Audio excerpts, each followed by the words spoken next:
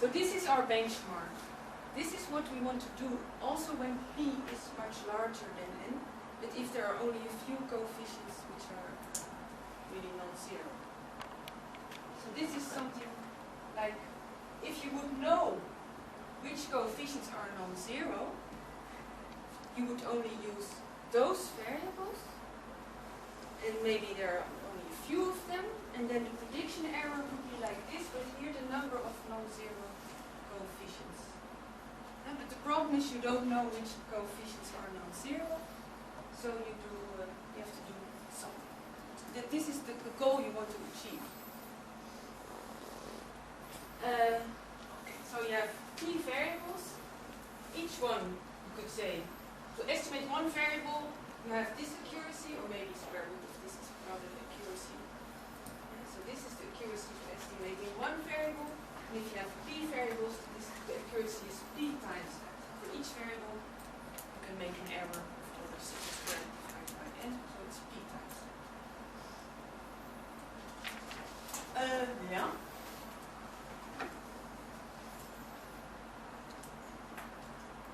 Okay, so now, again, if P is much larger than n, just larger than n, then we use the assumption of sparsity, which says the number of non-zeros is not too large. So I denote by S0 the active set. Those are the variables which are really important for the response from Y. So those are the variables with a non-zero coefficient. And that's an unknown set, huh? We don't know it. Okay.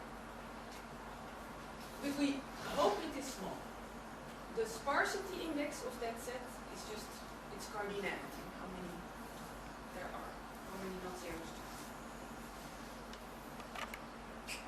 there are. Good. And let's see. Yeah. So this notation will come on the blackboard. It will come on the blackboard. This is just an introduction. I don't know. I don't even need it. So let's just skip it. Alright. So this is the Lasso. I guess you have, maybe some of you have been to other lectures. I think also Sasha Chibakov was here once and probably talked about it. Maybe you will see some things twice then. But this is then one way to deal with the problem if you have many variables. Instead of doing least squares, so if you wouldn't have this term and you would minimize this, that's the sum of squares, and normalize everything by n. Then you just have the least squares estimator. But if you have many more variables than observations, you add a penalty term proportional to the L1 norm of the vector of coefficients. And the proportionality constant here, that's called the tuning parameter. We typically take it of order, well, we'll see, square root log P over n, so something like, it's typically something like 1 over square root of n, and then a log term to deal with the high dimensionality of the problem. And this is then what we want to achieve. We want to achieve that the prediction error, that's this term, is bounded by the unknown number of non-zeros times lambda squared, and I'll just write it here. Throughout, we will see that lambda will be of order, there's a log term, log number of variables, divided by number of observations. So if I square that, it will be of order of log n. Okay, so this is what you want to achieve. We say that they have the number of variables here, which are relevant, non-zero coefficients. There's a lambda squared, that's more or less the accuracy, and it's the 1 over n term we saw before. And then there's a log p, which is the price to pay for not knowing which variables are relevant. So this is okay, and this is then something like an eigenvalue, but well, it's kind of a constant which makes the, which which has to do with the identifiability of the problem. So I'll have to discuss that constant. But you hope it's not going to be too small, so that this is of order of magnitude, something like the number of variables divided by sample size, a log liter, and then the rest should be constants.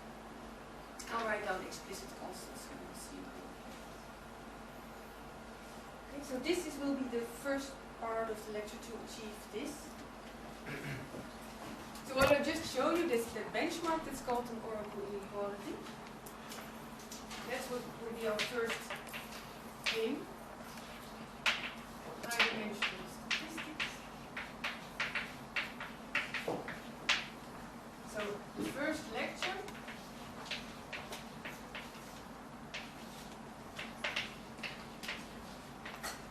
will be about oracle inequality. Maybe lots of that you've seen already in other lectures, but that's fine. Then you see it again. Maybe useful.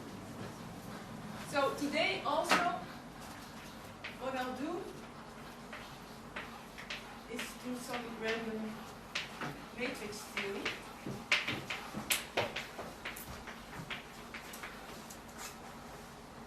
And that has to do with this eigenvalue, which I sort of indicated that we have some kind of identifiability problem.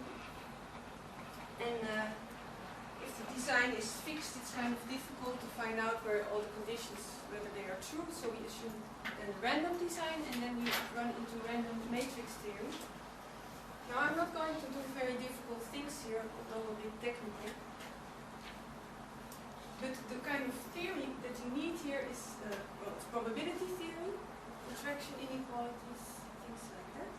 And so I'll introduce that. If you have never seen that before, it may be a heavy thing. But on the other hand, it will come back in another lecture, and then you see how useful these tools are.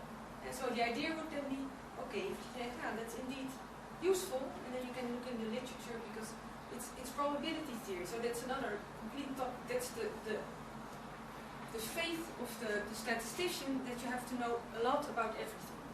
That's just true. You can use all kinds of mathematics in statistics.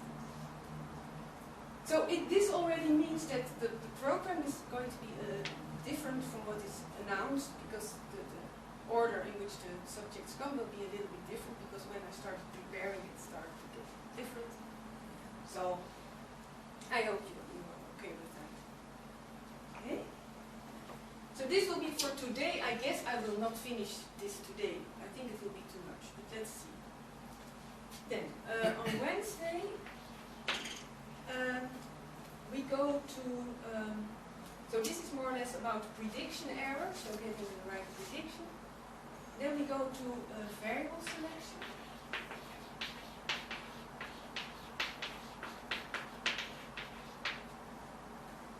And, well, in my view, variable selection is impossible, but I'll just give a sufficient and necessary condition for selecting with high probability, indeed, the relevant variables. And this is a terrible condition, which is almost never true, so we are sort of stuck. And then I want to introduce in this part some new theory, which is about trying to get back to the classical situation. So if you do least squares, you can get p-values, and you can also get p-values in the high-dimensional situation, so asymptotic p-values. And so we'll do that, just looking at p-values, and then when you have p-values, you have many of them, and you can go through multiple testing, and this is new. So if you're interested in doing a thesis on the topic, this is already still many things to be done there. All right, then maybe on Wednesday's second lecture, maybe this is already on Friday morning, I don't know. We go to the nonlinear model.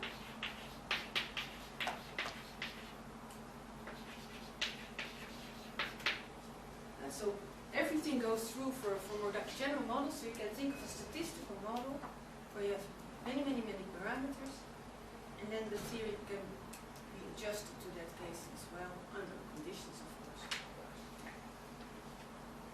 And then you can also think of other penalties.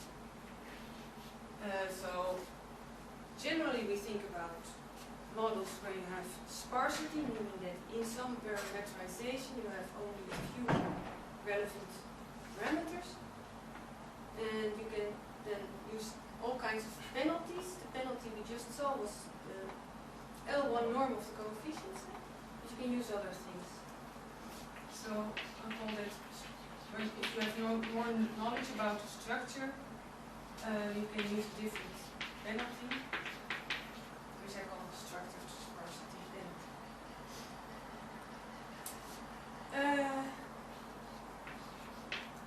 Okay, and then here I come to those graphical models in the end.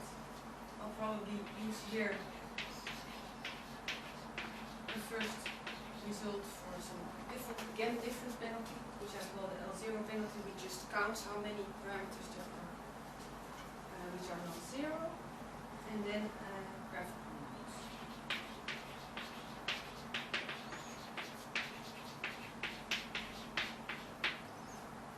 Okay, so I hope most of it will be on the blackboard, but I guess I'll come into time problems, so maybe at this point, well, it's a little introduction then, and then we just use the slides.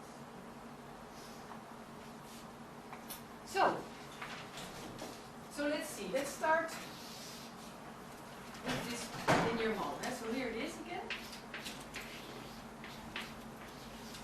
Okay, this is the response, and this is the E.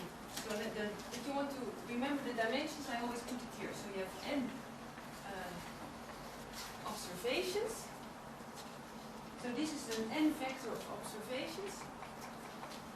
N rows, one column. This is an n times p matrix. And this is a p vector. And this is again an n times one vector. And so the noise is unobservable and the betas are unknown coefficients. Now for the moment, let's assume the model is correct for some true underlying beta 0. So we fix that. So now I need some notation before going on. Notation. It was on the slide, but let's do it here.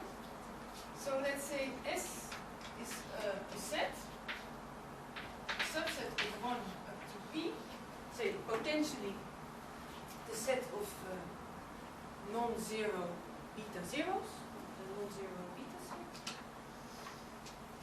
And then I define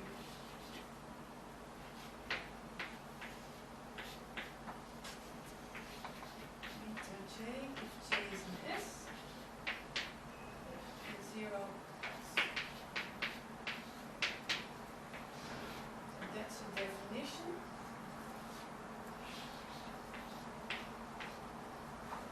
So for arbitrary beta. Beta is an arbitrary vector. And beta S, it's maybe a clash of notation, but it means that I just everywhere where there is a where you need S, you put name, and then you put it in this one. So this is an S. And this is not an S. And this is an S. So everywhere where it's not in the set S, I put that to 0. Okay, so if you have an arbitrary beta, you can write it as putting everything to 0 outside the set S, and putting everything to 0 inside the set S. And it's the sum of those two. Alright. What else do we need? Some more notation.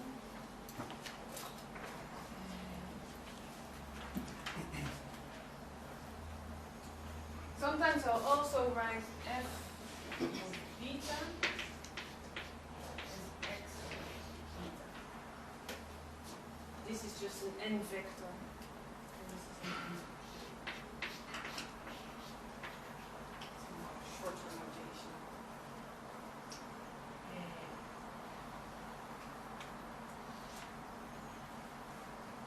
Maybe also also to handle the noise, or maybe here, maybe this one as well. Often when I write little s, it means the cardinality is big S. The L1 norm.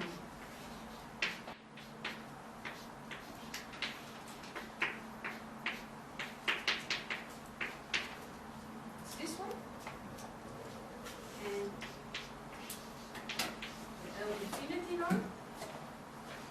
As well, that's the max.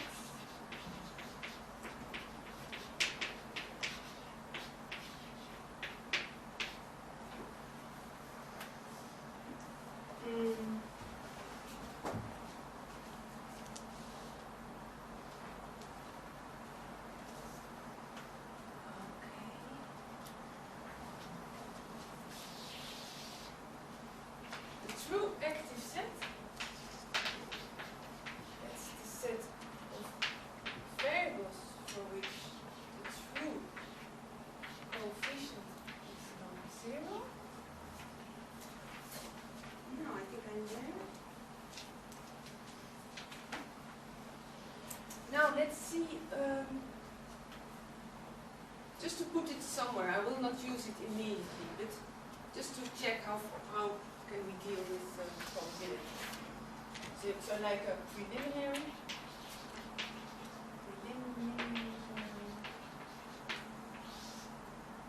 So later on we'll assume noise is normally distributed, but what we need is some kind of tail bounds. Now let's see what the tail bounds look like for the normal distribution. So if Z is standard normal, then what I'll need at a certain point is exponential moments.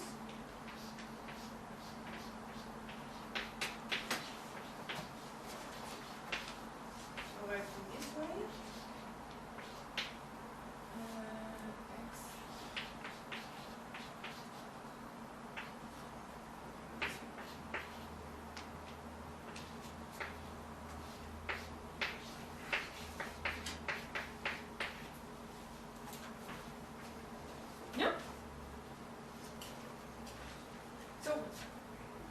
Later on, I'll just assume something like this and not assume normality. So that's already getting away from normality. This is just some tail behavior assumption.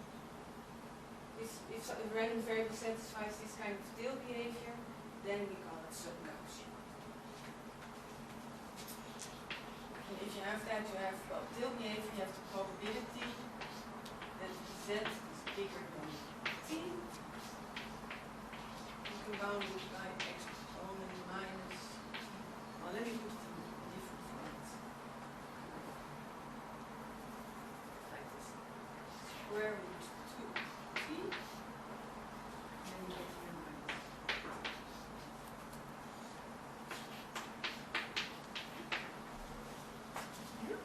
You assume that the noise is sub-Gaussian? No. No? Yeah, I'll assume it in the lecture, Right. but just to make this clear, it's not really necessary. Sub-exponential is certainly okay, and under certain assumptions on the covariance, you can assume even less. Yeah, but in the lecture, I will do that. Now, let's see. So I don't know how far you are with all these techniques, but you can sort of check this. You can do it as an exercise. So if you have a normal random variable, then this is true, you can just do the calculations, and then use Chebyshev's inequality to get this out. That's a standard thing, and that's what we're doing all the time. So if you want to get it back into your fingers, do it as an exercise.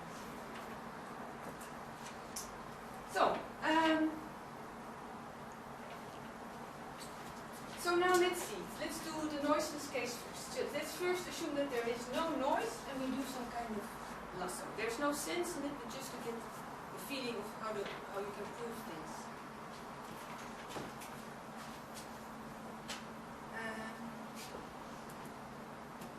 Maybe I'll first give a definition.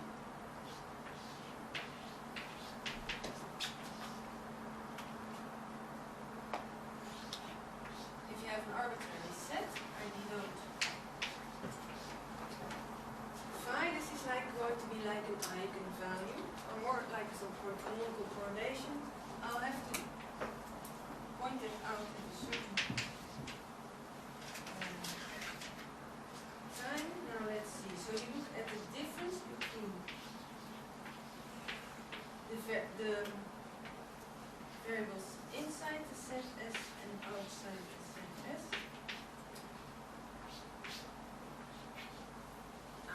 see, I forgot some notation. Subject to L1 norm inside the set S is equal to 1. And the L1 norm outside the set S is bounded by L. Alright.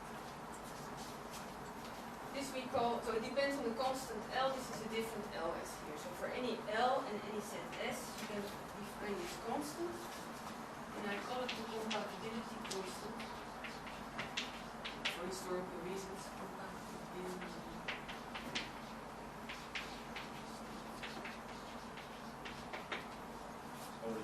And then the notation is missing here.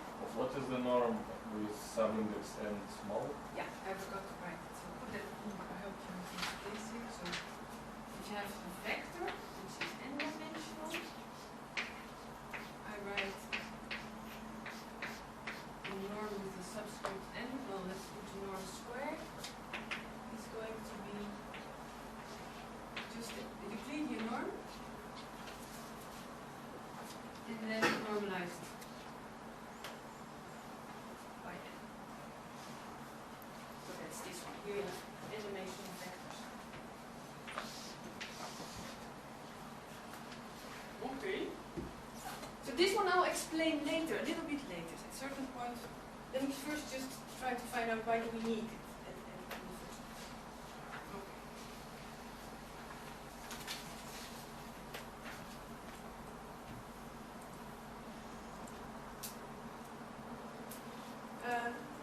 Now, let's remove the noise. So we're going to do the following. We minimize.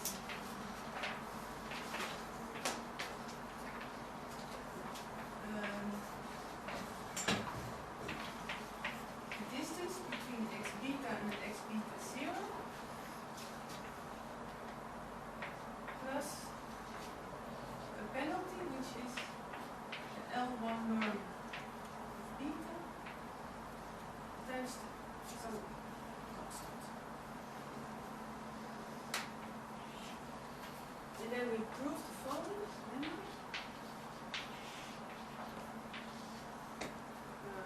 And we write S0 as well here. The cardinality of the two active sets. Small S0, I don't know, sometimes the big and the small S thing. We cannot distinguish them in the blackboard. So remember our benchmark, this lemma sort of says, well, you have this benchmark, but that's sort of trivial in the noiseless case, but still. So we have x beta star, this estimator. And then I have to look a little bit.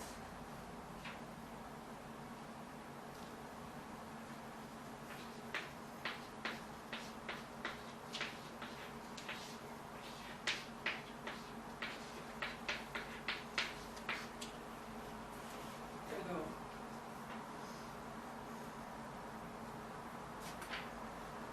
We also have a bound for the L1 norms. This one is bounded by this.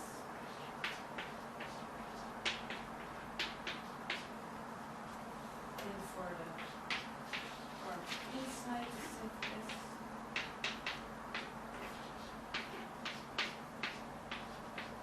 and therefore 2.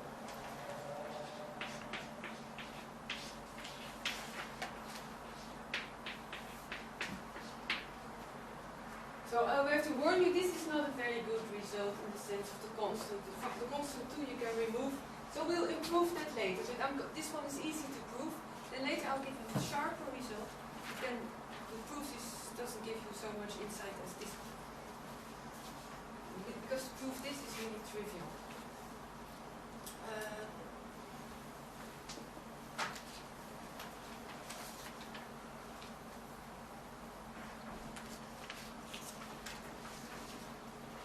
I guess in the proof I'll leave some spaces at certain points so that when I do the case with noise you don't have to rewrite everything.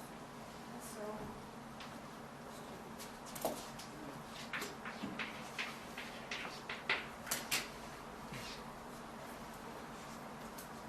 and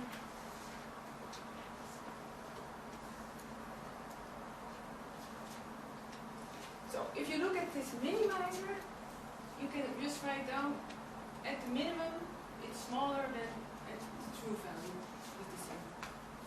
So let me write this as, oh, just to make it a little bit shorter. F beta, that's so F star, that's this minimizer, that's what F star is x beta star, and the same for F0. So you have this minimizer, you compare it with the truth.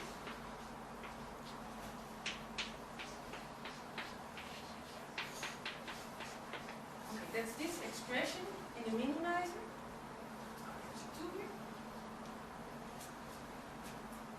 And that's the minimizer, so it's less than or equal to the same expression at the truth, which is, well, then this term cancels.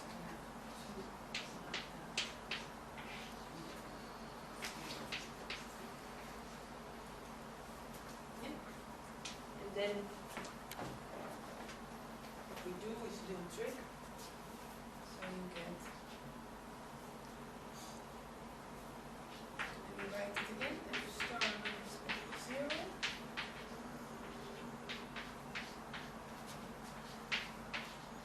Now I look here at the complement of S. And then I write it's bounded by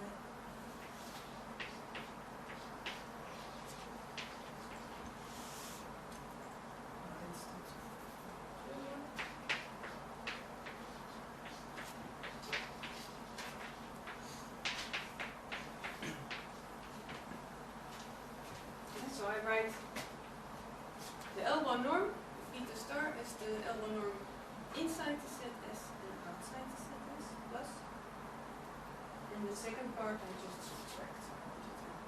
Bring it to the right hand side. Now let's see, and then I apply the triangle inequality. Isn't you forgot 2? Yeah, I forgot. The 2 is going to be useful later, that you don't have to write the 2. Somewhere you have to write the 2 or for to put it here, it's more natural. Now let's see, we get here triangle inequality. I'll have to just start here.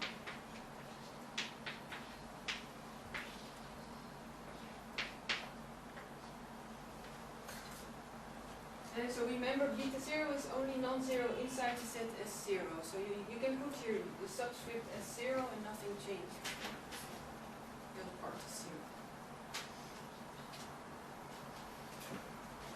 Okay, now we go to this thing. Let's see, we have here the inequality outside the set S. The L1 norm is bounded by the L1 norm inside the set S. So you think a little bit about it and then you see, okay, it's like here with L equal to 1.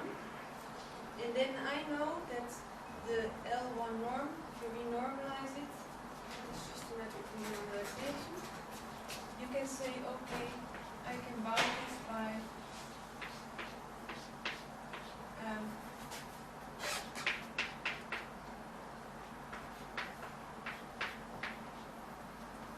times, well, divided by 5. And that's more or less by definition, more or less, it's just by the definition of the probability constant here. And so this is the identifiability step. You go from the L1 norm to this Euclidean norm, L2 norm, and being allowed to do that, well, that's sort of has to do with 2 norms, so the 2 norms have to be compatible with each other, and that's why I call that the compatibility constant. Oh wait, and then you're sort of done. You can say, okay, I do A, B less than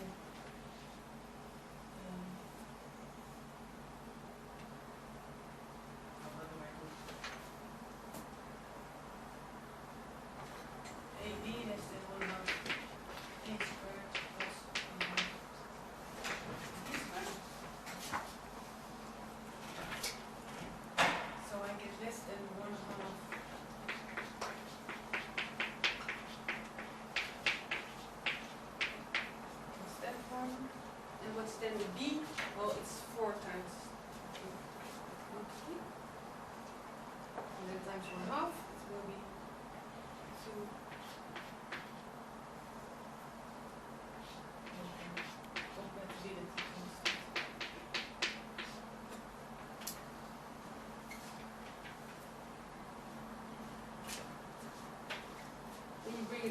other side. And then, so you get here 1/2 times that is less than that. And the 1/2 you multiply by 2. Where is it? Yeah. You get 4.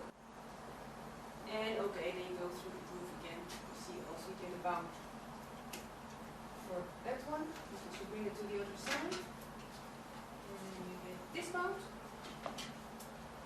And this one you get from here. This one is bounded by this one. Once you have a bound for that, you have a bound. So you get this. Is that okay? Where is this S0 small in these equations? I forgot it. Very good. I have to put it here. Depends on how you normalize. It's a bit strange to put it here, but that's sort of for historical reasons. And you get here. Very good. I forgot it. Here it should be. And here. Here it is. Thank you.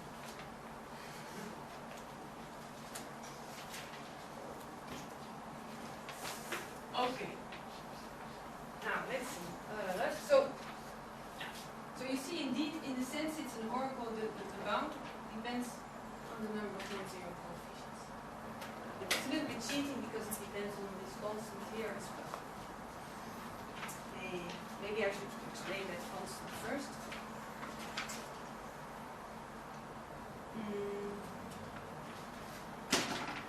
So let's look at this constant a little bit. I'll just give you a picture, and then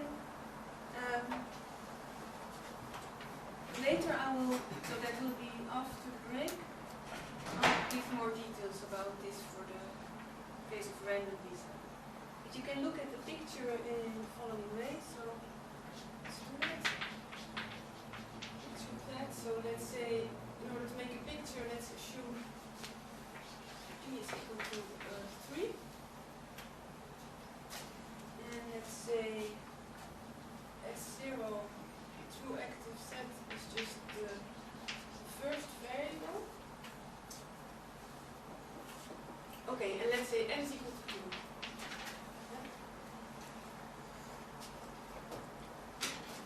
Now let's make a picture. So here is the two-dimensional space.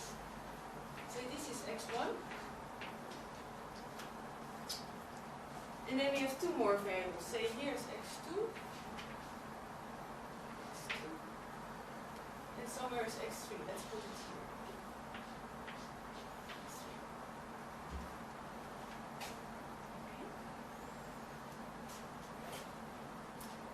Now I look at the one-dimensional case, so I can only take beta inside the active set equal to 1. So I just take x1. And then this is the set, so x beta outside the active set has to be bounded by some constant. So let's say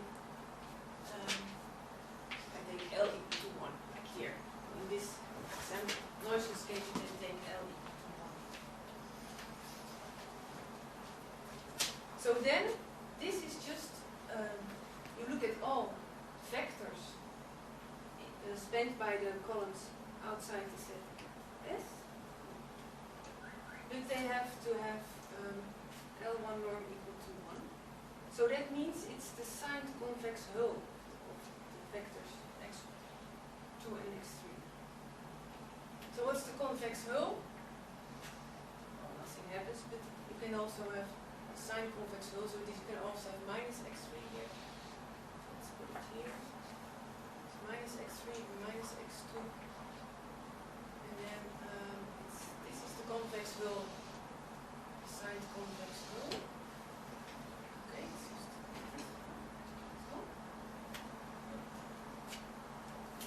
and then you look at the minimal distance between the two.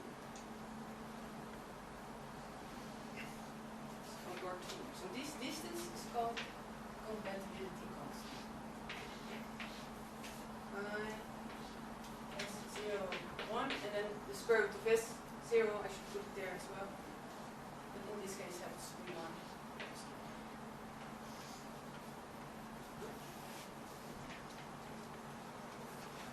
That's the geometric interpretation of that constant. You can imagine if these two random vectors are less close to each other, if they're not so close to each other, if the angle is larger, then you get a smaller constant. And then you have to make a picture of yourself in a high dimensional space. It's important to understand that in high dimensions the picture is really difficult for me to imagine. But it's like eigenvalues. For eigenvalues, if you look at eigenvalues of matrices, you draw ellipses, right? And you look at the drawing here. If you have a two-dimensional matrix, then the eigenvalues are just the length of this axis and the length of that axis. And then if you look at canonical correlations, you have similar things. This is just canonical correlations, but then with L1 norms instead of L2. Yeah? So we're in the nonlinear eigenvalue business. That's another mathematical subject we have to deal with. Alright. Now let's do noise. Let's do the noise case now.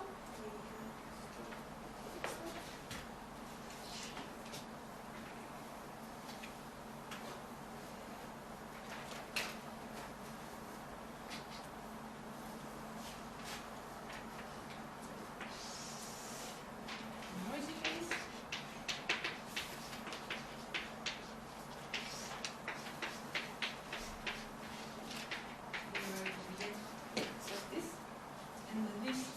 The Lasso is then the minimizer of y minus squared plus 2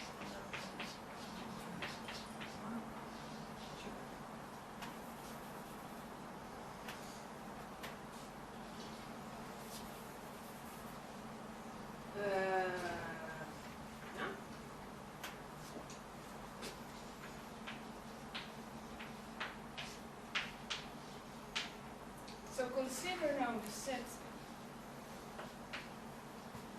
graphic T, which is the set where the correlation between noise and covariables is bounded by some constant, which I call Laplacian.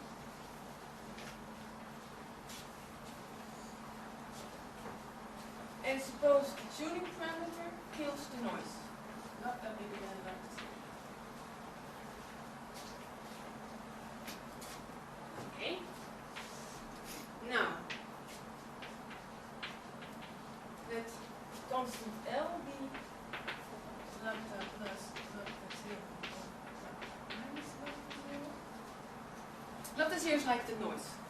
Summarized parameter, summarizing the noise, amount of noise you have. If lambda 0 is 0, you can just take L equal to 1, and otherwise it is bigger than 1, depending on how large the noise is.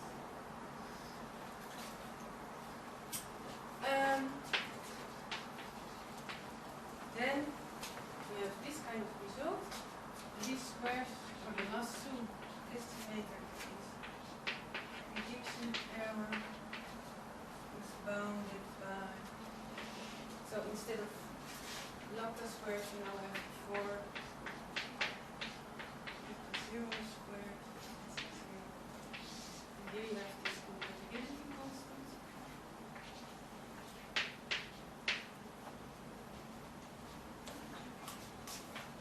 Check it.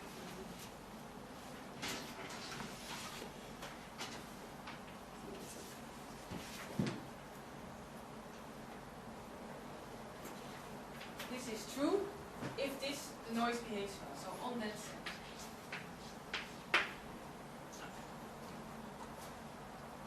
So you see, you have similar result as here, except everywhere there's the noise inside, and instead of a constant 1, here you have the constant 1.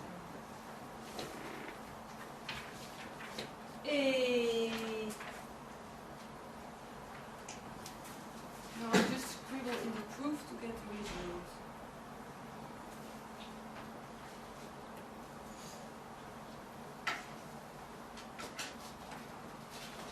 So what happens? maybe you're okay with this if I just scribble in the result. So if you write down in proof that it's the minimizer, you get here a y, because you observe y instead of the true f0, right? And then you just rewrite that, and what you get there is then here the noise term. And so I'll put it in.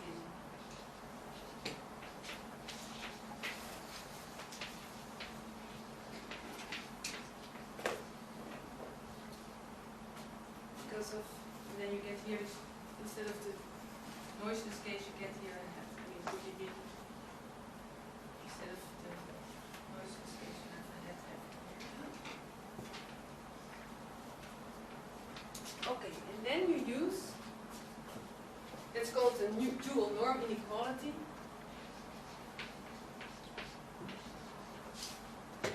You can bound this by the L infinity norm times the L1.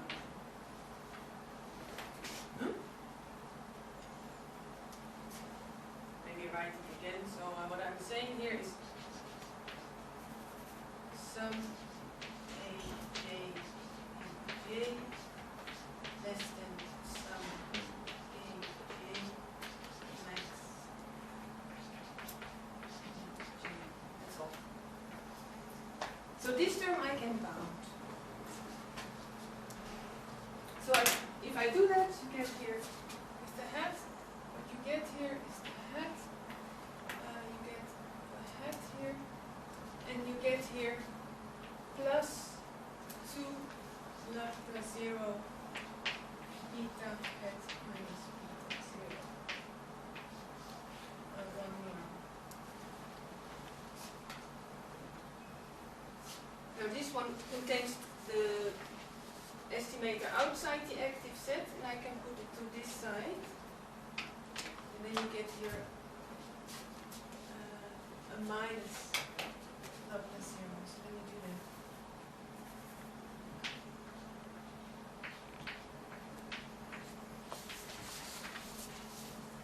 And then I only have here left over inside the set S.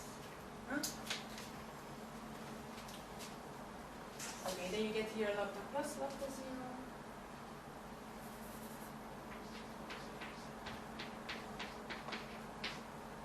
And here as well.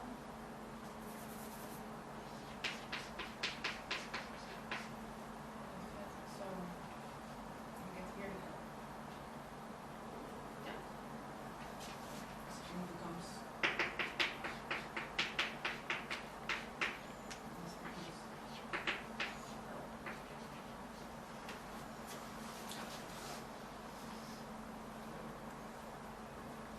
yeah, so I think how did I put down?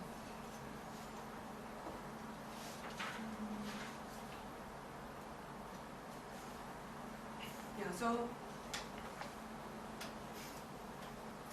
to complete the picture before the break, we need to prove that if you have, well, what we should say, normally distributed errors and this set, where you have the result as large probability. That's the final result. So lemma.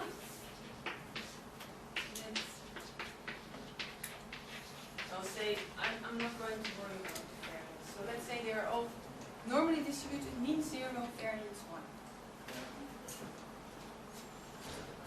Okay.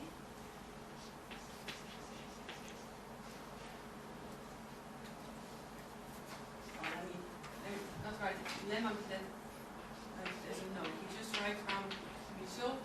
We just develop it as we go.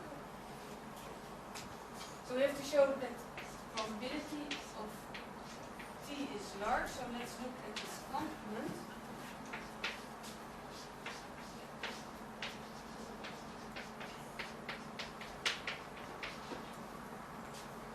Epsilon transpose xj is j's column.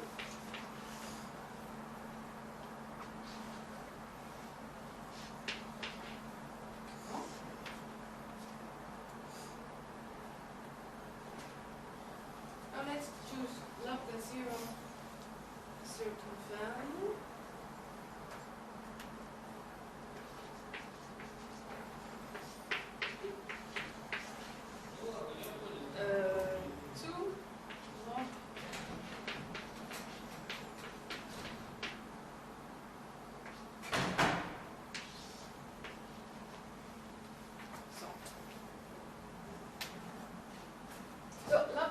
Order what we said, square root log e over n. And t is here just arbitrary, but positive. Okay, then we can write this, times the max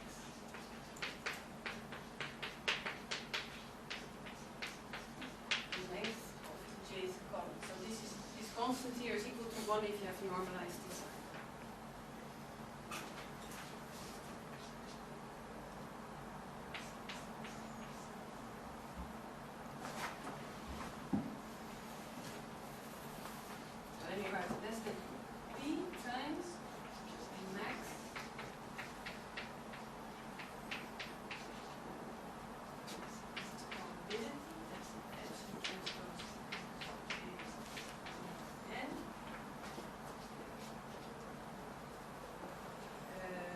Normalize now, maybe just to be sure. So if I normalize,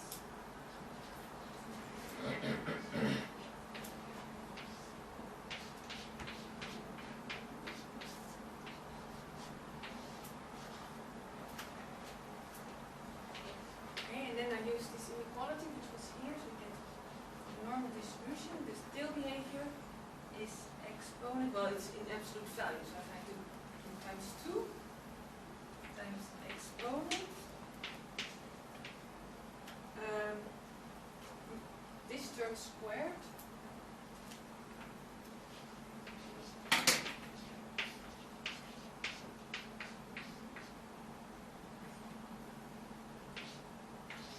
Over 2. This term squared. And then you get this is x.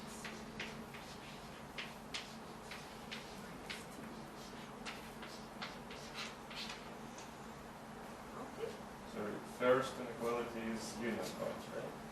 Union bound. Yeah. Union bound. This is.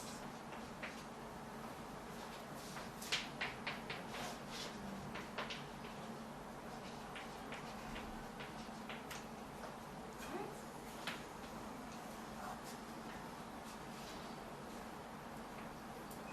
And the second one is some concentration inequality. Yeah, the second one is the one I wrote in preliminaries. Also the tail bound for the normal distribution. Yeah.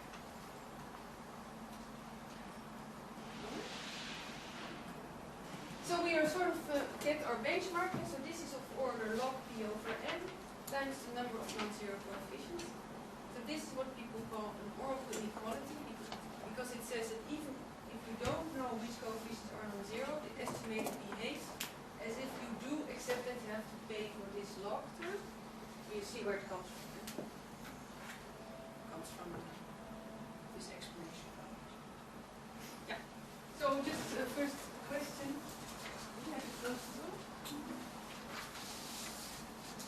So I don't know about how you think it's going. Is it too fast or okay or too slow? So if you think I should adjust somehow, just let me know. Just feedback is welcome. I think I'm going, well, quite slow according to what I have in my notes, but then I think it's better go slow and then at least understand something than go too fast. So, but let me know if you get too bored. Adjust the speed and so on. So now what I want to do is go to a more general situation that you say, okay, I have this model, but I don't know really whether it's linear, so I just write it in this form.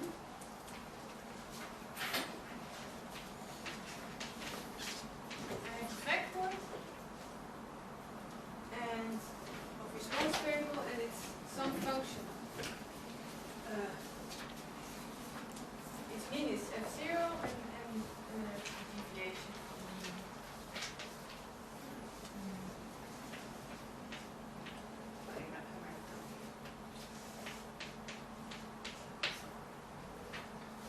my input variable is x and I want to somehow say, well, I can more or less approximate the mean by a linear combination of the input variables, and it's a sparse approximation, but it's just an approximation. It's not really, the model is not exactly linear with only a few non-zero probabilities, but it's sort of approximate.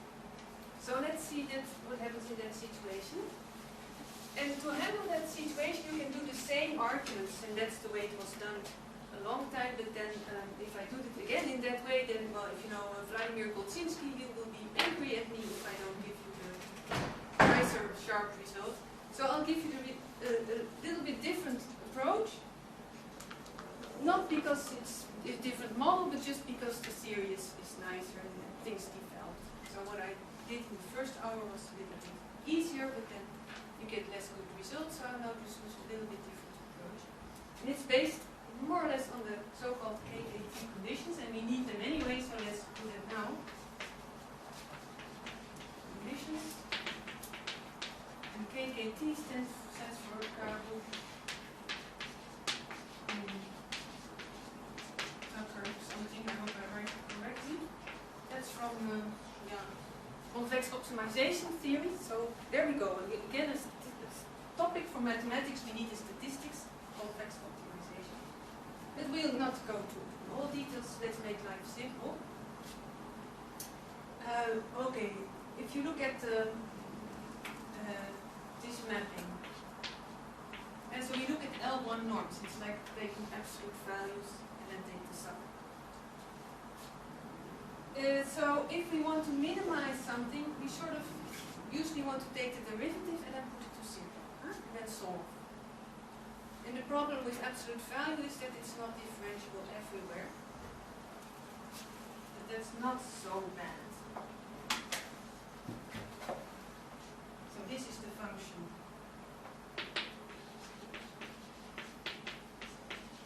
Absolute value, function g.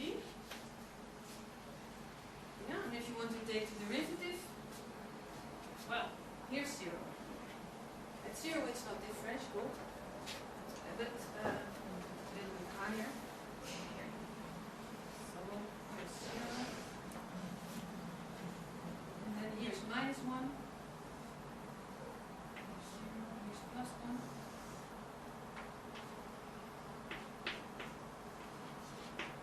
And that's the function. The derivative, and at 0 it doesn't exist.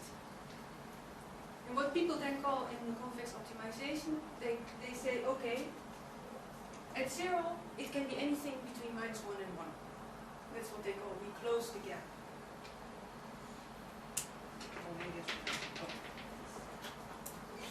So they say the derivative at 0 is not a number, but it's the whole interval -1, 1. And that's then called the subgradient. It's an interval instead of a number. But it's really trivial. But if you would look at this function, so y minus x beta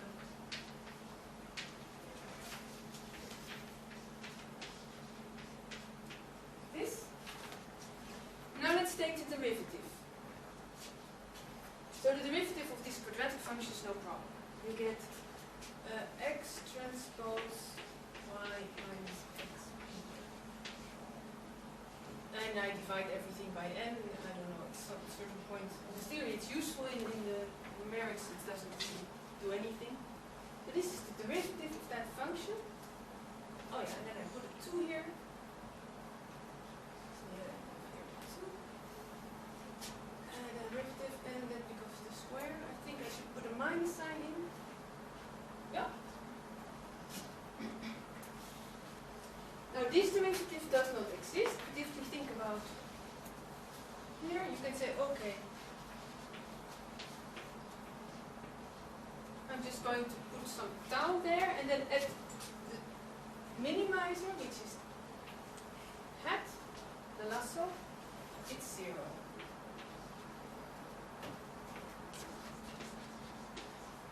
And what's this tau?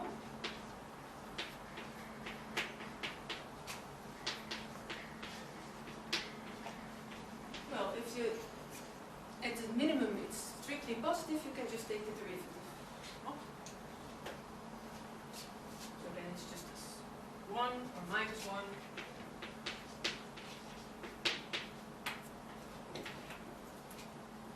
Okay.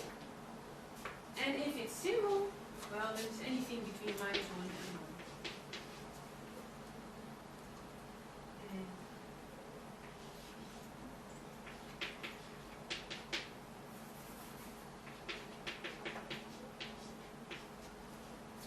We closed again.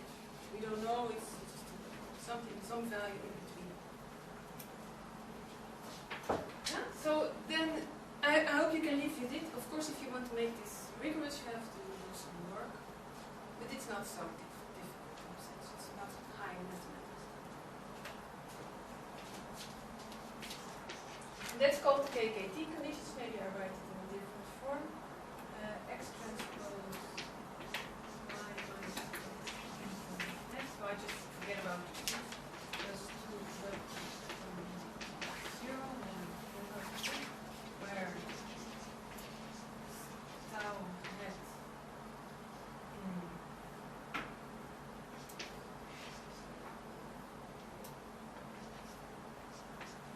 well, if you look at this expression now, if you multiply by beta hat, you get beta hat if beta hat is positive, and you get again beta hat if beta hat is negative, because then you get the absolute value.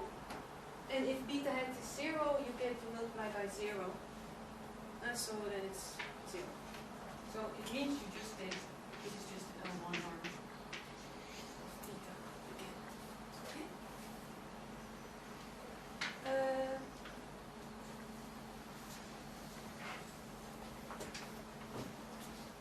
So what we now prove is a little lemma.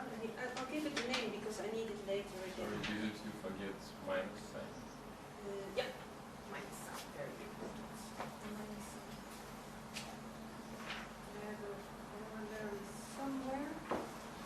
This corollary is coming back later. I forgot to give things a name, but so we have now. So this you can write as a lemma.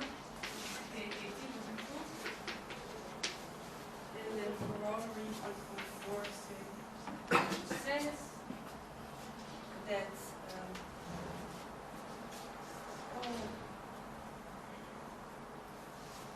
beta, and for f beta,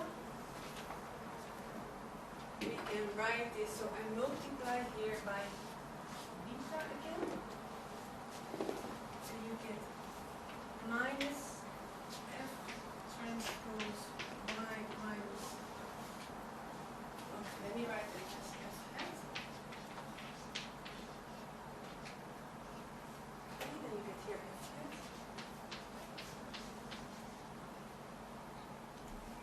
Plus lambda.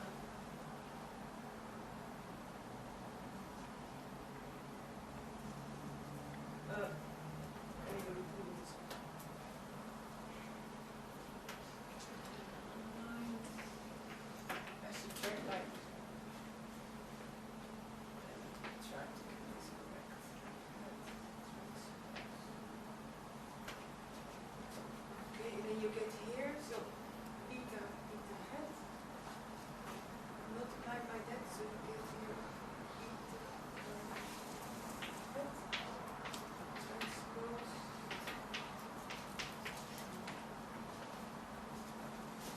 Is it okay?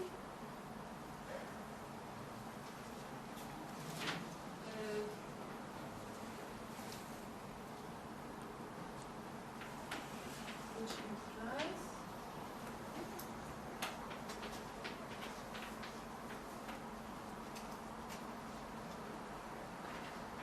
rewrite it again.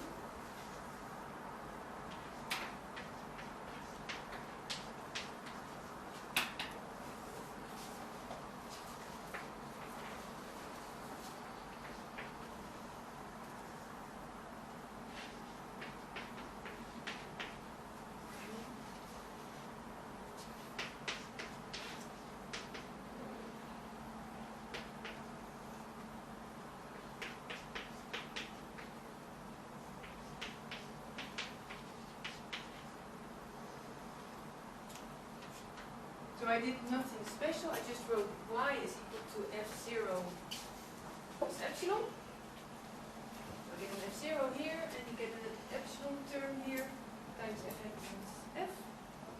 Minus sign, I put to the other side.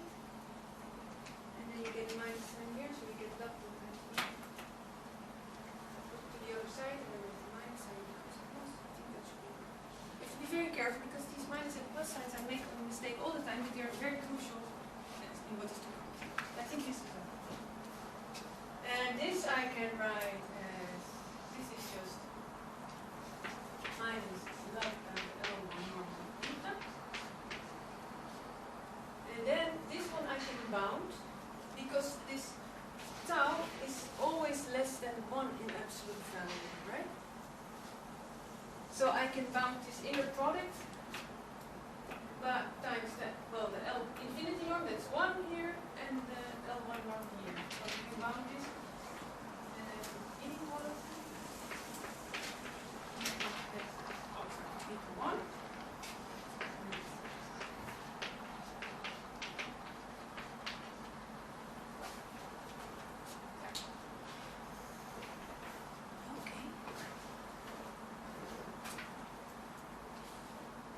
So now let's see, we come to a theorem, and that's theorem 1.5, which is in the literature, in a paper about estimating the matrix variant of the Lasso.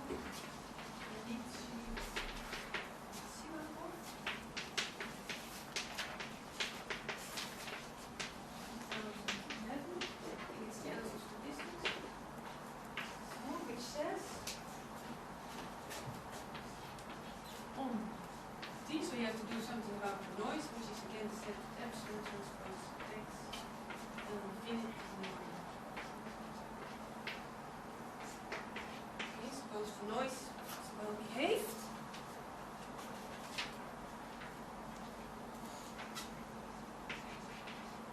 Okay, now I need some definitions.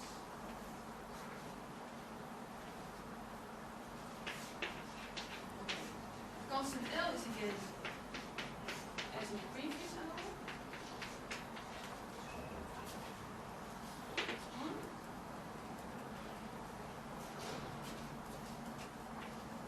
S is an arbitrary set.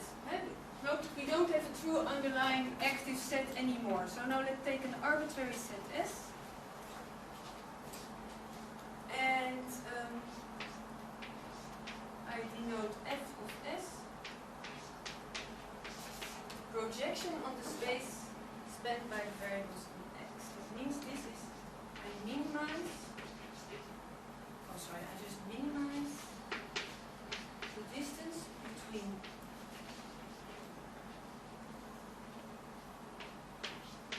the true mean and a mean spanned by variables in the set S. I think I'll make a little picture in a moment, but let's finish the statement.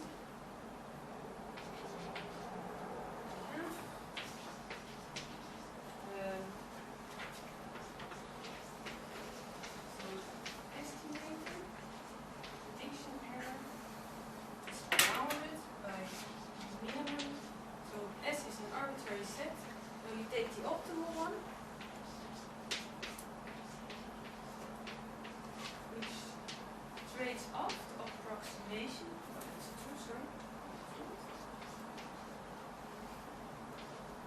And bias term, which is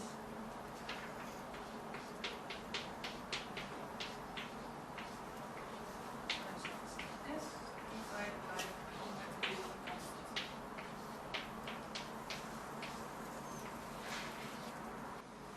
Yeah, so let's make a little picture here. So what is this Fs?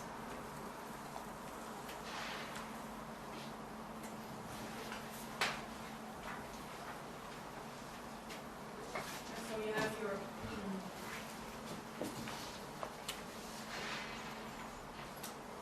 we write it as xs. You take only the variables inside the zs, and somewhere is the true mean. project that on that space. And then this angle is orthogonal.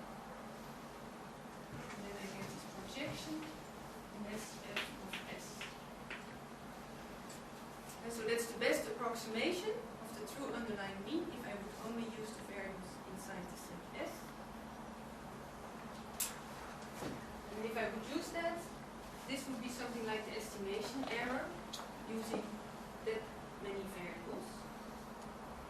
And now I optimize that over all S. And the Lasso estimator has a prediction error which is not larger than that. And so as a special case, you can, if you don't take the minimum, you just take here the true, and this term vanishes if this is 0, and you get back our result of the previous hour, and even a better result because there's no constant 4 anymore. And what they call this is a sharp oracle inequality, because what you do is you have the best estimator, the best projection here, the minimizer over this collection of functions. And so if you would have no error, and you say, okay, I'm going to approximate f by a function in the set S, so by some linear combination, this would be the best thing to do. But then there's another term due to the estimation problem, which penalizes taking your set S too large. Right? So let's prove this. And actually, all the ingredients we use here is, you can generalize it to very non-linear situations with general sparsity penalties, so it's kind of useful to see the proof here, and then later in the more general situation it's just an exercise for you. Okay.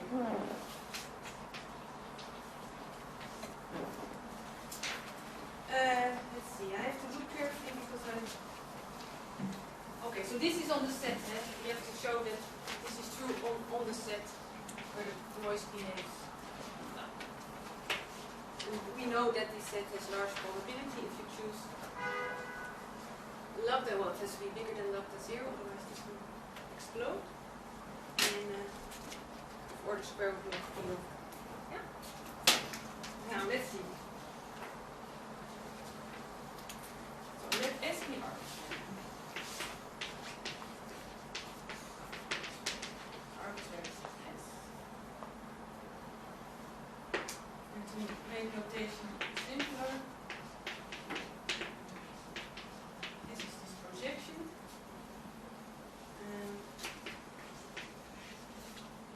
Which is some function f of beta, and we know that beta is just 0 outside the set S, so it's just beta S. Yeah. First case, case 1. Suppose f hat minus f0 transpose f hat minus f. Suppose that's less than 0, that's the easy case, then we're sort of done.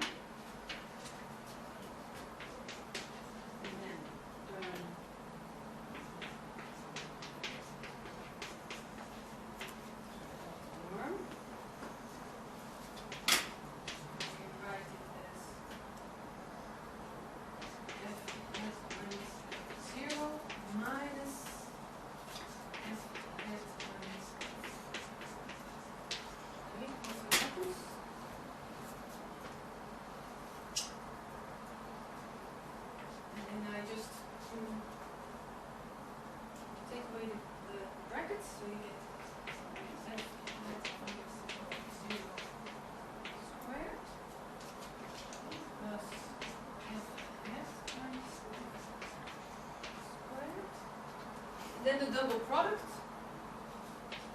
So I write minus or plus here. I think it's f hat minus 0 transpose. So, yeah, nothing special. Now we assume that this inner product is negative. a minus sign in front, so the whole thing is positive. This is bigger or equal to 0.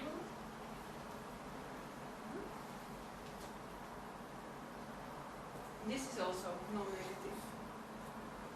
So what we then proved is that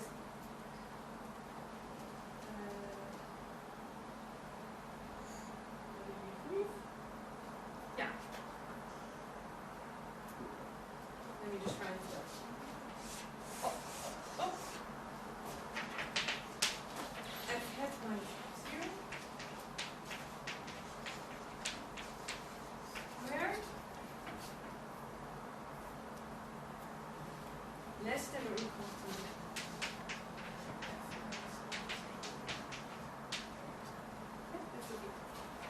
so then we're done. And this is less than or equal to that. We're done. Okay, we're done. So that's true. Now the other case, if it's bigger, let's see.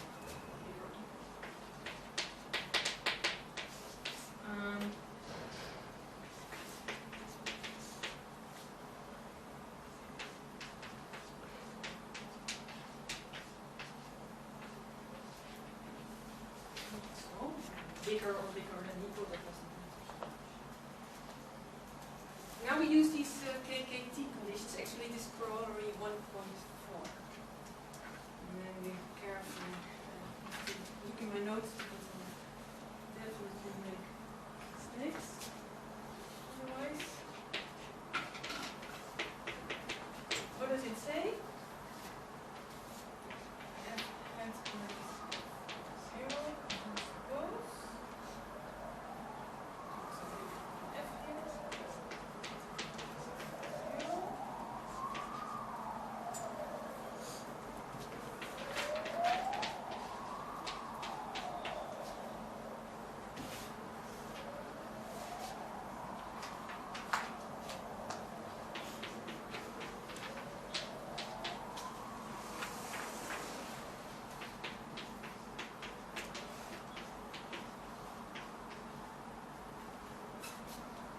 I'm just copying the corollary.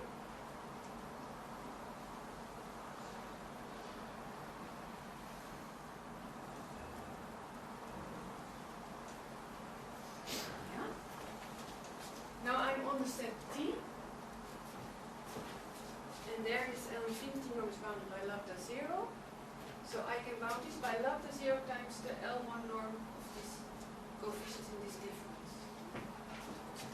I don't know what's the best way to put it.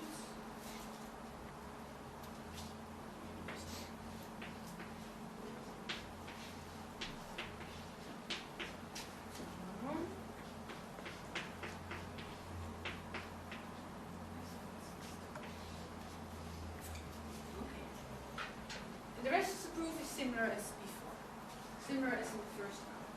So I now again restrict myself here to S complement. And then I have to write this, so just write it. F hat minus F transpose plus lambda S complement.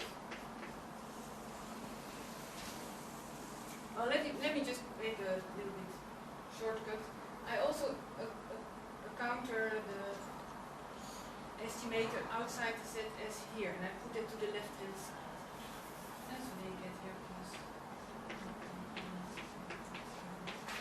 And on the right hand side it's already taken care of. So I killed that term by penalty. And now what else do I have? S equal to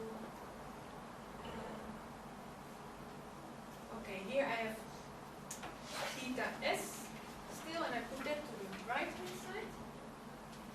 And then I again apply the triangle inequality like in the first one. And so exactly the same argument.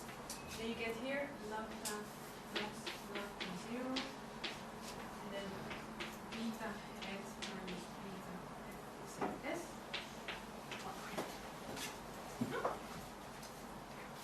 Okay.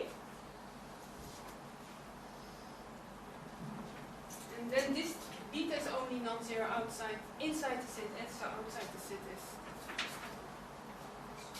There. Now let's see, now we use this case 2. We know that this is positive. So this is positive. Huh? So it means, if this is positive, this inequality means beta hat is bounded by lambda plus lambda 0 divided by lambda minus 0 times beta hat inside the set S. Alright?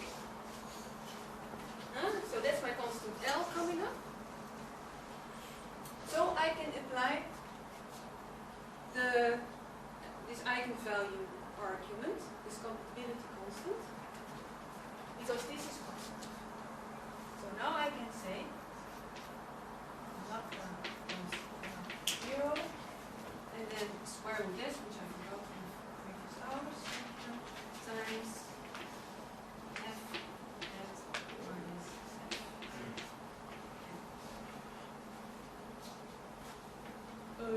Well, I think I can now just apply this. So a times b less than 1/2 a squared plus 1/2 b squared. Argument, we get 1/2 squared. And b squared is lambda plus. Here's the compatibility. Let me write it here. Lambda plus lambda 0 squared s squared divided by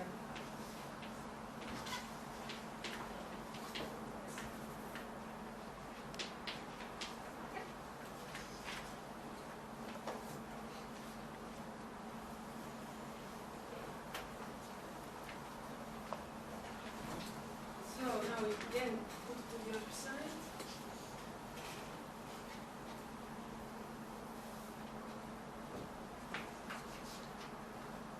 And so you put it to the other side, and what do you get? Oh, okay, we now have this inner product, and I forgot the end. Instead of a norm, so I have to take care of that. So multiply by 2, take this f hat minus f transpose at 0 minus this term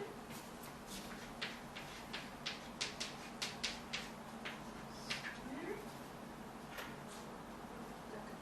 And then we have this left.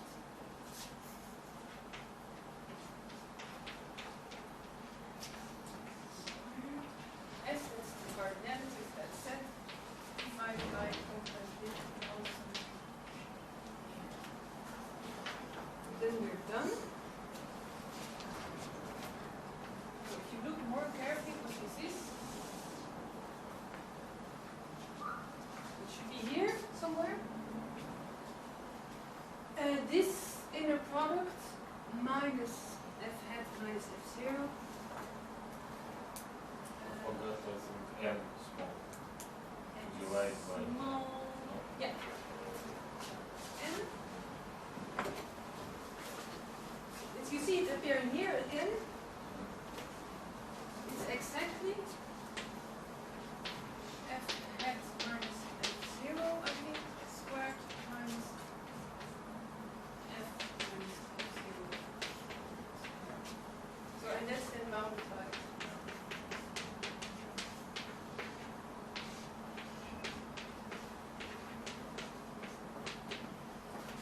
That's the same.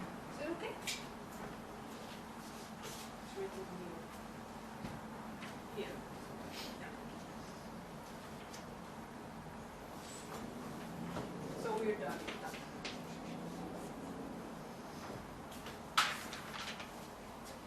Now let's see.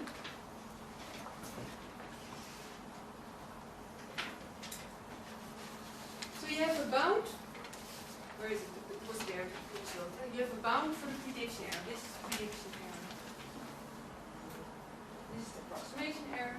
This is the estimation error. Now the question is, in the previous results we also had bounds for the L1 error of the estimated beta hat. So I'll give you the result as well for that. It's a little bit technical, but it's not in the literature, so I'll write it on the board without proof.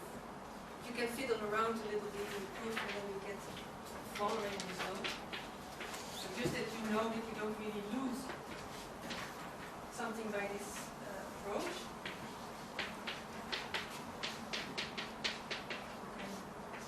Same value for L, but now we make it a little bit larger.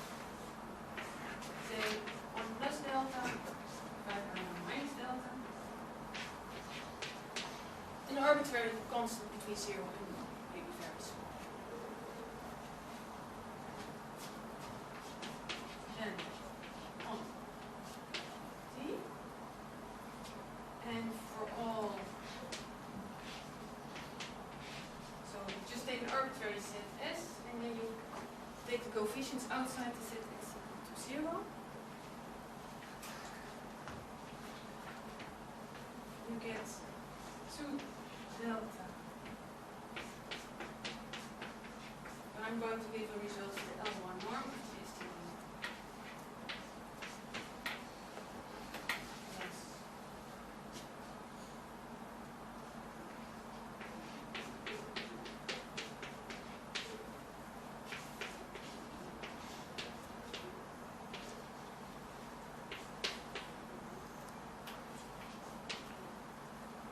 then you get here the same bound.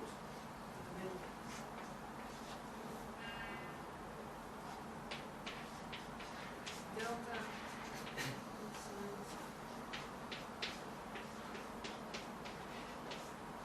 Delta. So the result, if you take delta equal to 0, the result is as before, but I'm not writing it for producing error. S divided by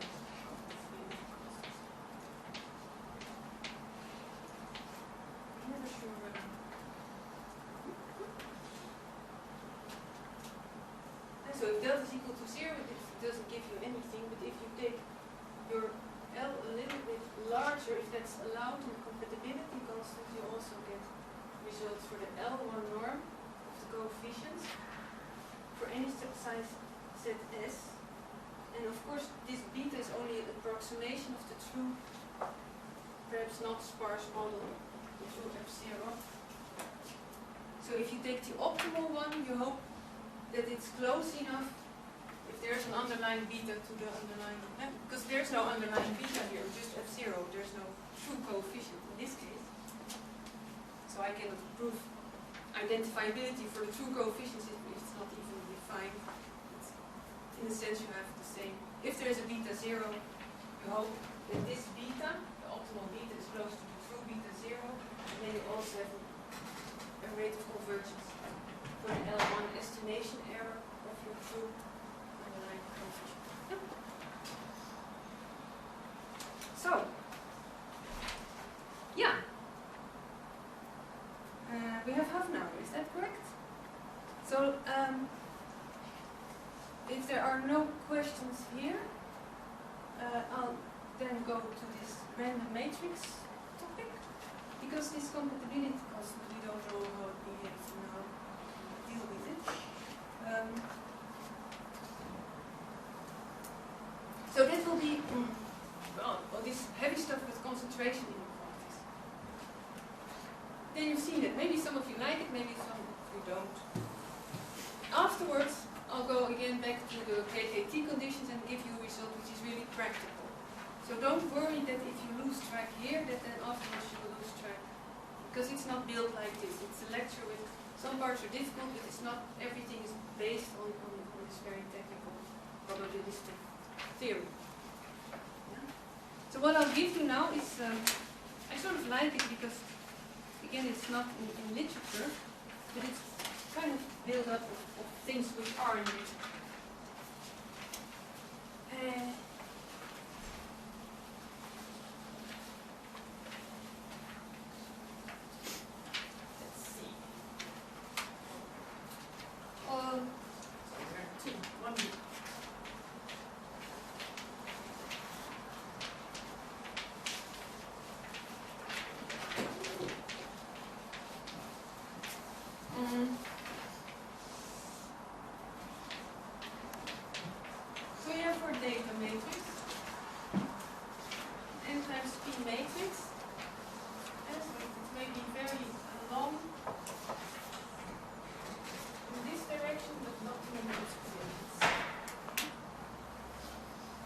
And then you have these rows, which corresponds to each observation of n of those rows.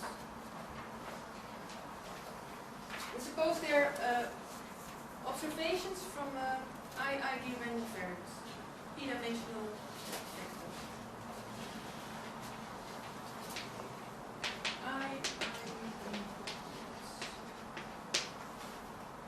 So suppose you have random design, that's what I'm saying, id random design. So the ground matrix is just x transpose x, and for some reason I normalize by n. So that's a p times p matrix. P times p with rank at most n.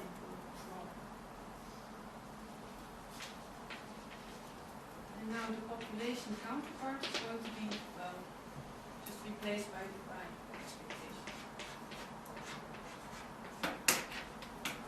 This thing is generally unknown. Yeah, so you have your data come from some distribution in p dimensions with this covariance matrix, which is okay. Okay, if then you look at this Euclidean norm of a vector is just this quadratic form.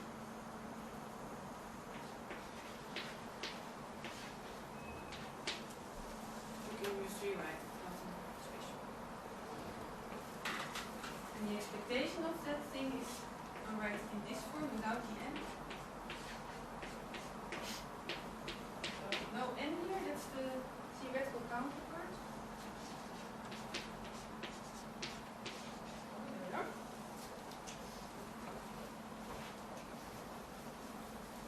Now let's assume, let's say, that makes sense maybe in many situations, that this matrix, it's a very big matrix, but let's say it has a non-zero smallest eigenvalue. I don't really need it, but to make things precise, it's sort of acceptable because there's no n here. This is just a p times p matrix, and whether or not there you have a few observations placed no longer no n anymore. So let me write the smallest eigenvalue as this. It's going to be minimum x meters subject to beta L2 norm is equal to.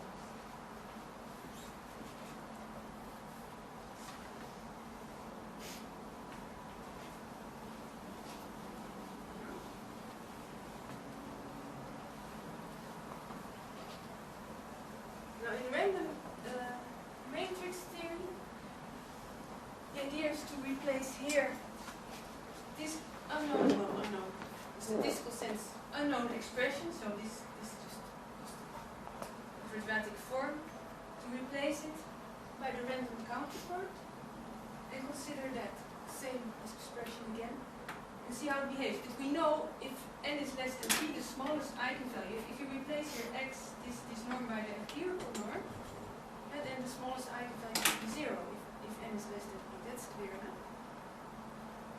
But we want to somehow make a restriction here, such that we still have some kind of restricted eigenvalue which is not going to be 0. Yeah? So the random matrix here is looking at some kind of restricted eigenvalues. That's why in the paper of Wickel, and Chibakov, the concept of restricted eigenvalue is introduced. So let me call it lambda at n. It's going to be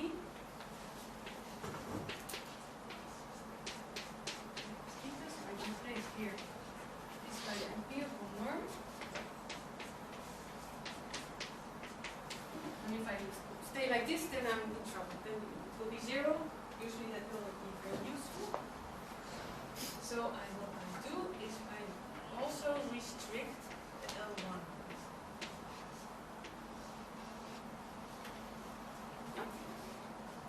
capital M is here some constant, so it depends on capital M.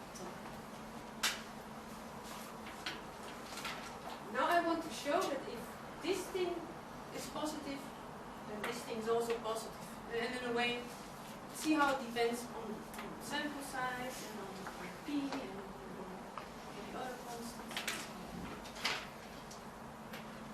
And there's a little motivation why this thing would be interesting. Or maybe give it as an exercise.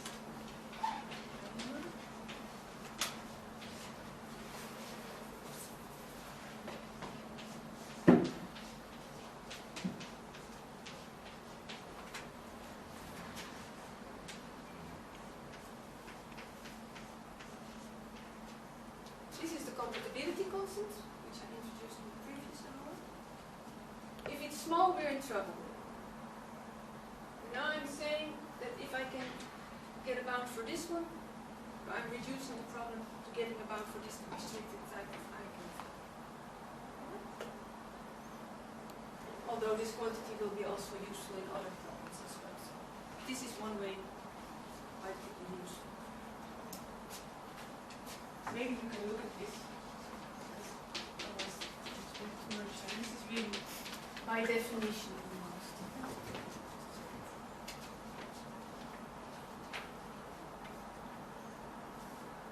Okay, now to handle this, you can use several assumptions, but I'll just use one particular case. I assume that the variables are Gaussian or sub-Gaussian. And what does it mean?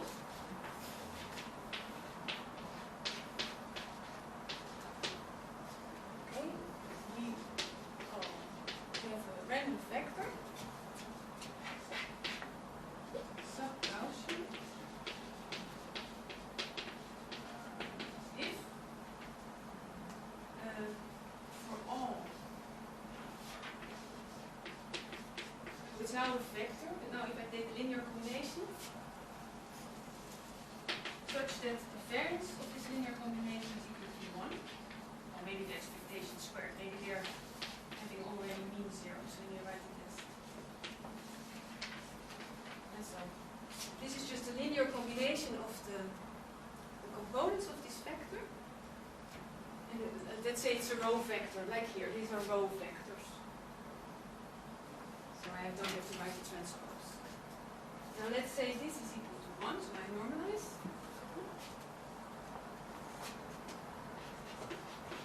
And we have that the exponent of z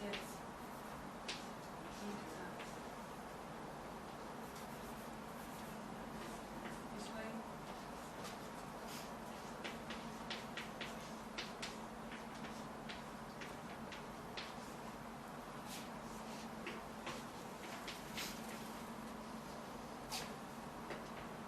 That's just a definition. We've seen in the previous hour, if you have a standard normal random variable, then this is true. Now I'm just assuming this tail condition, and I don't assume normality. So it's in particular true for the normal case. If the set is a normal random vector, this is true. But maybe it's not normal, but something like having tails which are let's have some kind of small tails. Okay. So there could be some constant here. I put a 1 here. In general, you should put a constant here. That makes. Just for simplicity, let's say that there's a 1 here. Is that okay? T is not supposed. Student. Is it not? It's a question.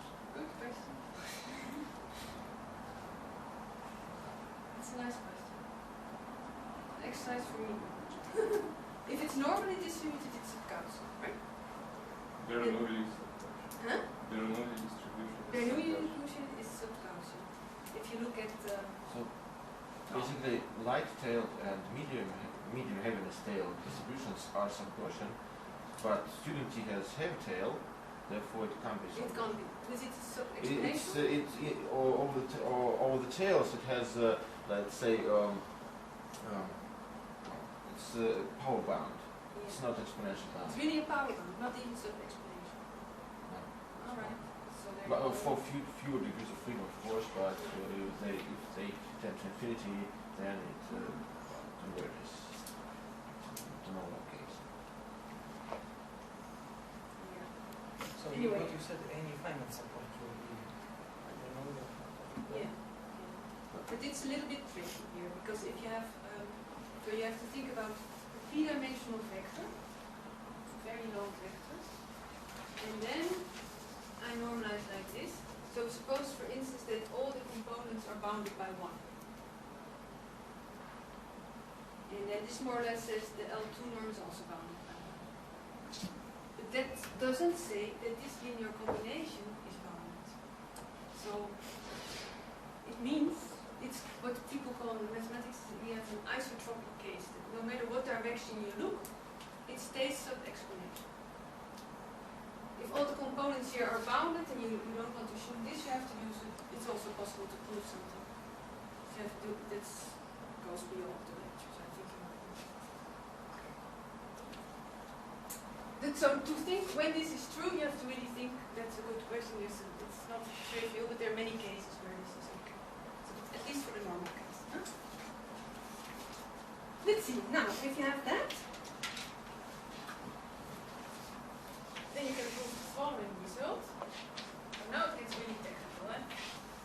There was 0.8. That's x, the IID sub-Gaussian close.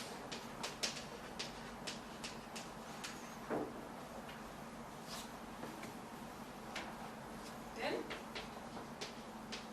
there's our constants C1, C2, C3, which are universal, like 8 and 2 to the power 8 and something like that.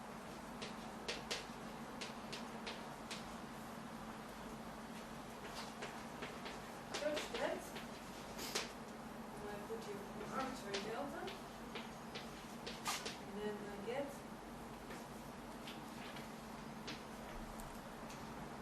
the arbitrary t.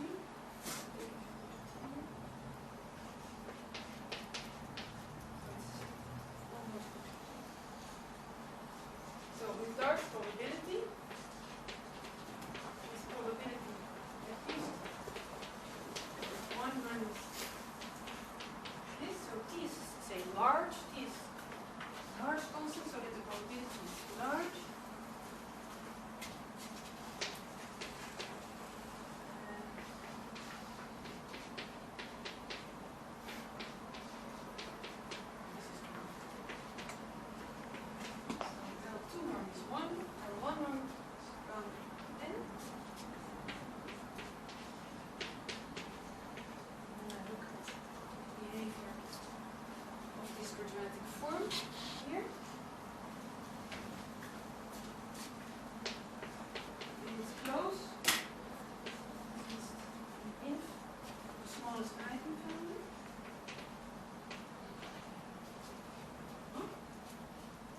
Delta is arbitrary, so you can be arbitrarily close to the smallest eigenvalue. But there's a price to pay, it depends on constant m. And then there's a term which also depends on delta. And then yuck, divided by n. Now this term is our friend, we know log p over n, we've seen it already. This term will explode if you want to take delta to small. Where's the t coming in? You get the square root t here.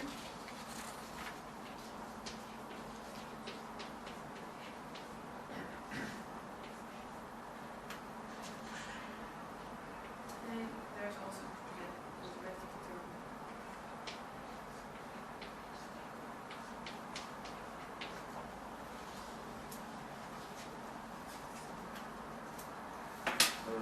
Are two logarithms multiplied? Sorry? We have logarithm of p times logarithm of 1 over the. Yes. but you should really think of delta as small, but a constant, not going somewhere if p is larger. And so if you think of it as a topic framework, these are fixed constants, and that often happens. But if you set p to infinity, I am thinking of this term as being fixed. If you set n to infinity, this is just delta, you take 1/4 or something. That's just a constant. Think of this as a constant. But it does show you cannot take it arbitrarily close to 1. This term, well, if this is a constant, this should go to 0. If n goes to infinity, you just think, okay, I want this whole thing not to spoil my result. I want to get close to the minimal eigenvalue. So it means that the sparsity, this L1 norm, n, should be of small order square root log p over n. Yeah. So that this whole thing is small. N should be small. It can grow, it can explode, but not too quick. And this term will say, okay, I want the probability to be large, so again, I take t maybe not too large, but at least sample size. But large. It's the usual 1/square root of n term, you always have that. I just meant Yeah. that you usually can see sum of logarithms. You know logarithm Yeah. of p, but here is multiplication. It's multiplication. Yeah, that's a good point. Now, this is a result which is not in literature. You can prove it. If you look at the literature on the random matrices, much of it is just assuming Gaussianity. And even worse, they assume IID Gaussian, so that the components of set are independent. So? And also, well, if the components, if these components, so if these entries are all independent, also in this direction, then sub-Gaussianity is okay if you assume it per component. It's trivial.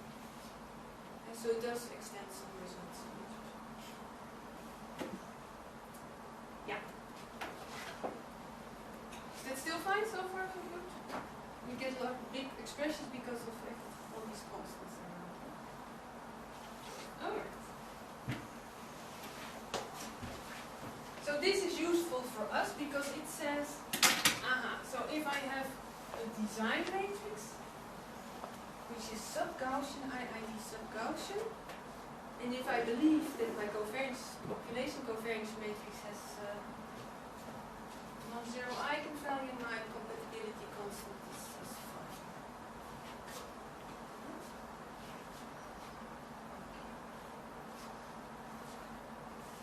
Now we don't have much time, so I will not give the proof, I'll just give the start. And actually, a sketch, because some ingredients are not fixed. So what I'll do is truncation, and then I do the symmetrization. Some of you may be familiar with that.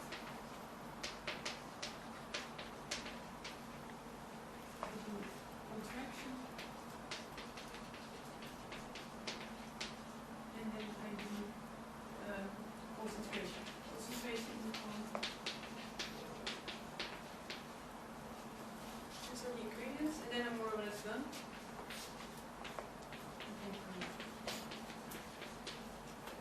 So of course I won't be doing it all today.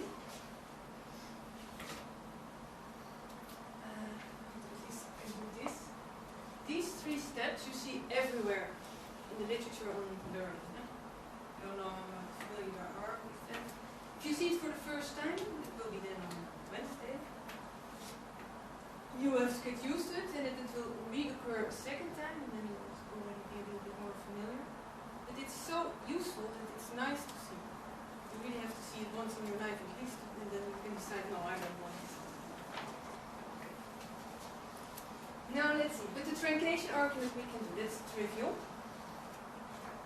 Truncation, where is this? Truncation.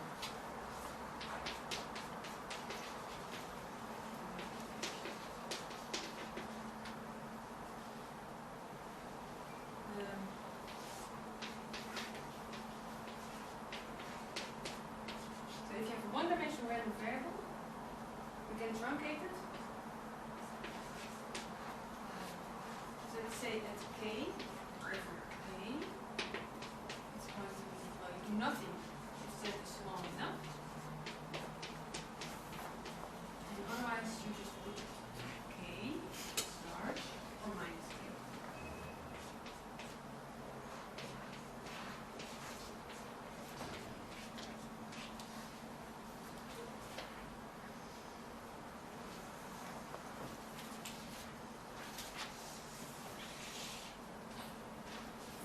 Now I claim because of the uniformity in this bound, we can use the uniform truncation level.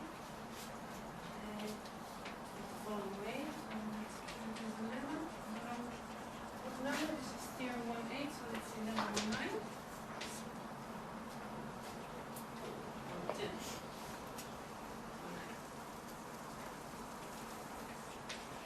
Suppose subgaussian. So it's a one-dimensional random variable.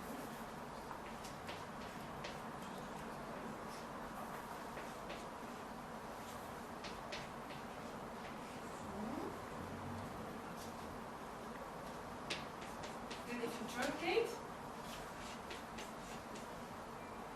the difference, this difference is of course positive, because if you truncate, you make the random variable, you make it smaller. But it can be bounded by, well, let's call it delta squared. If you take k is large enough to square root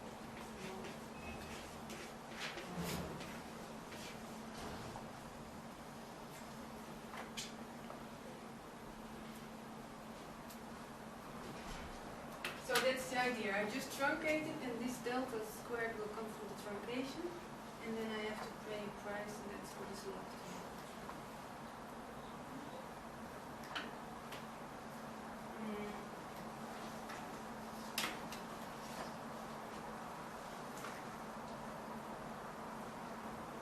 Well, so there's a little bit of time left. We go to symmetrization. This I will not prove, exercise, right? So, try it, and you have a lot of work to do, but you can just make a choice from all the exercises. Sorry, can you please repeat? We take arbitrary k, Yeah. and then we got this inequality. Maybe take. Yeah. Take it. Yeah? Yes, yes.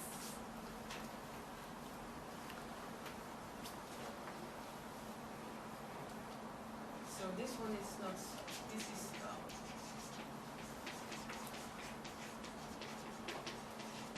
so now comes the symmetrization, the proof that is more difficult. Oh, not really. It's not really an exercise. So look it up in the literature.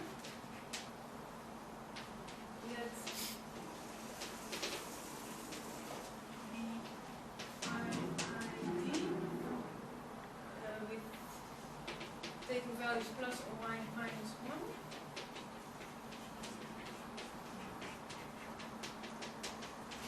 With probability 1/2. And that you call a Rademacher series.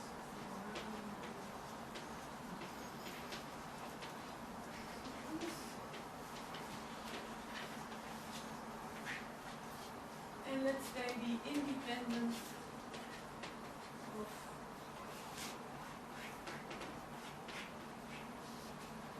of our rows of our matrix X.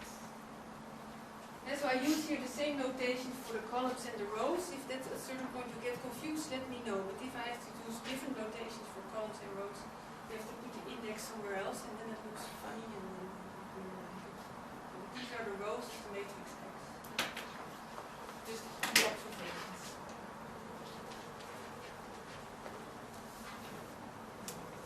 Now take an arbitrary class of functions. So f is a class of functions. F from Rp R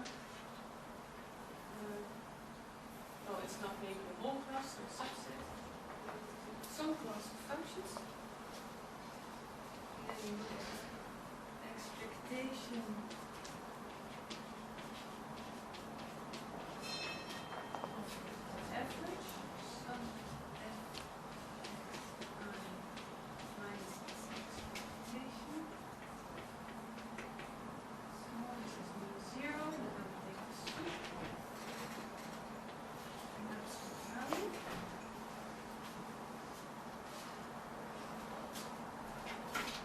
And then we can bound it by the expectation of the same expression.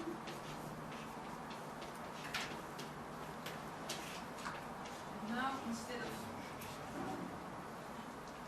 subtracting the expectation, we symmetrize, making them having mean 0 automatically.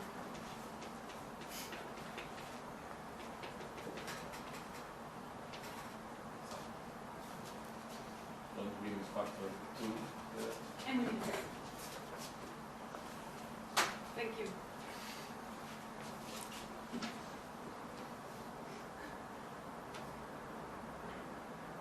So, if you can look up, see, for instance, this book, maybe you know this book, very useful to look all this probability theory up, which is used in statistics, in the Mark and Bell. 1996. It's the one with weak convergence and empirical. Yeah. So the proof is really, it's just based on the idea that if you have two samples, you can compare this number. It's the same number for a second independent sample. Yeah, if this is going to be large, then at that function, it's something like cross-validation. If you compare the two samples, it's in cross-validation you do the same. It's really cross-validation type of result.